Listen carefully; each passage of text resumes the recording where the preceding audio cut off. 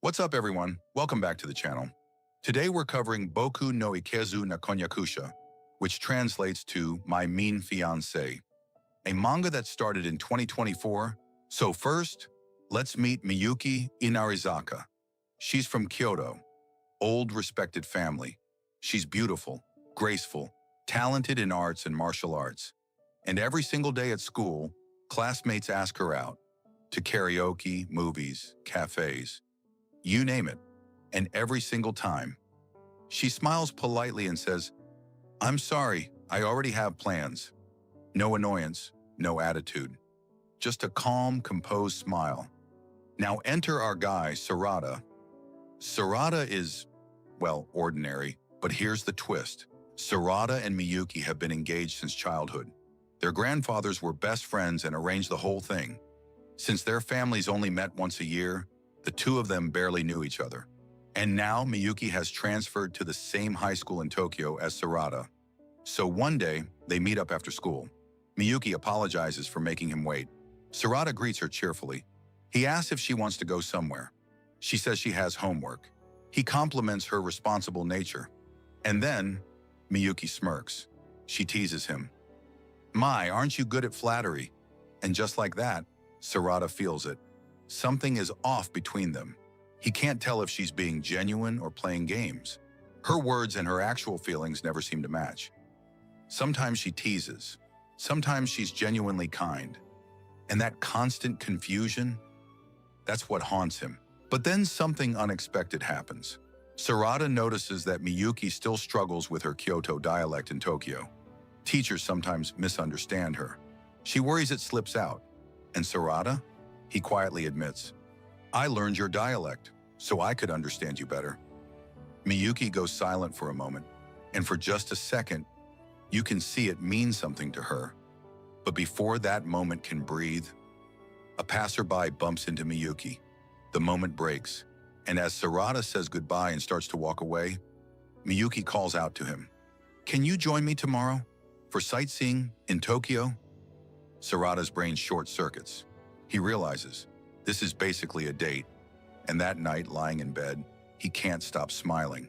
Fun, slightly comedic energy. So the next day, the date begins. Sarada suggests normal Tokyo spots, Asakusa Temple, Tokyo Skytree. Miyuki, she's bored of temples and towers. She wants to go somewhere specific, and that place is a maid cafe. Walks into a maid cafe and happily copies the maid's heart gesture. Sarada is mortified. His face is red. He wants to disappear, but his heart is racing because he's here with her, and even this chaos feels precious. They take a commemorative photo with the maid. Sarada jokes it doesn't really count as their first photo since the maid is in it. Miyuki agrees. Then she leans in close and softly says, "Then, let's take a photo of just the two of us next time." And she smiles, that teasing, knowing smile.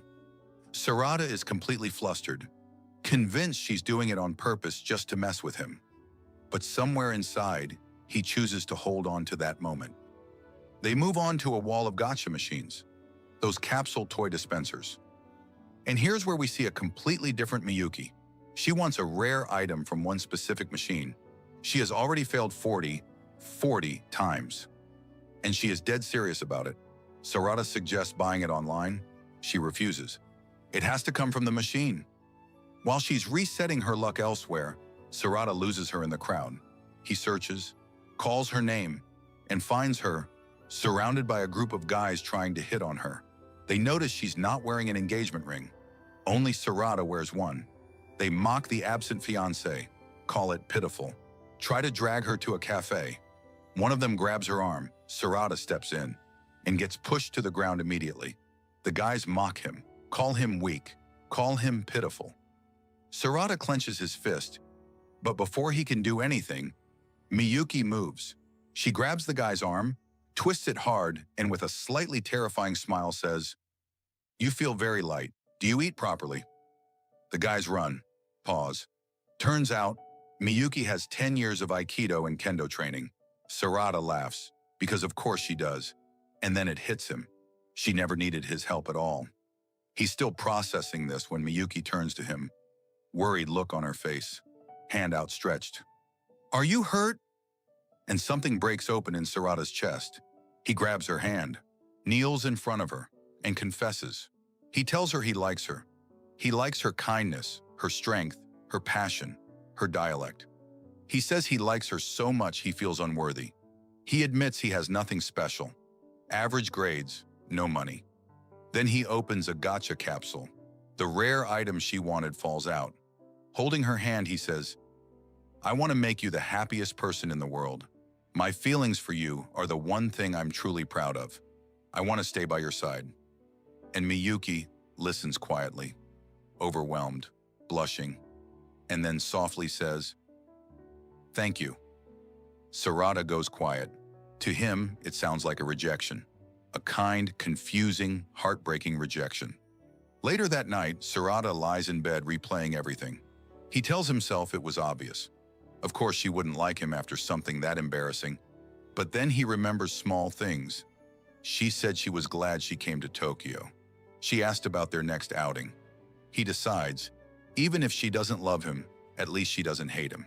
Meanwhile, in her room, Miyuki is staring at her ring, and here's the reveal. The ring Sarada made for her no longer fits her finger. It got too tight.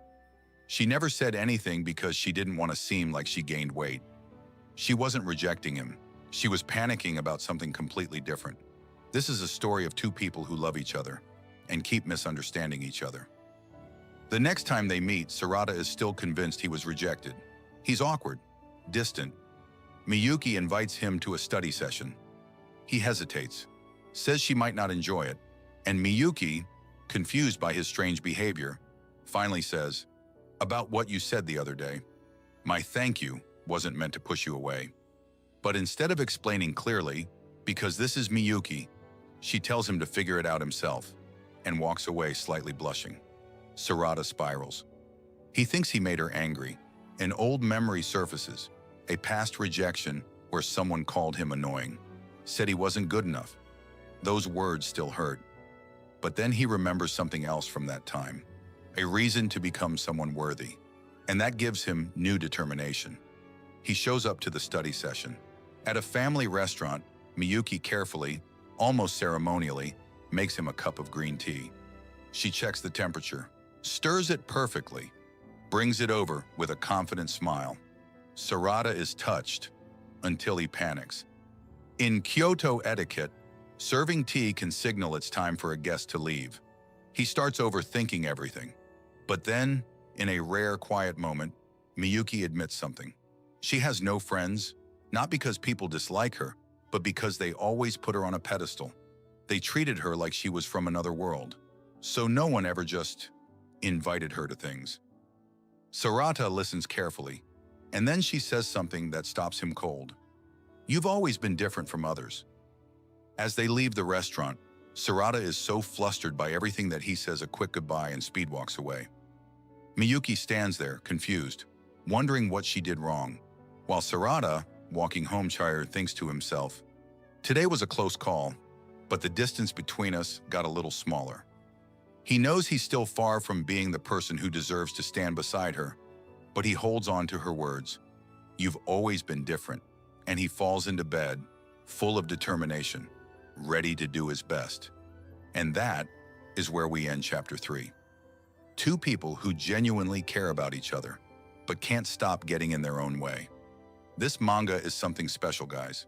If you want to see video 2, where things get even more complicated, hit subscribe and turn on notifications. See you in the next one.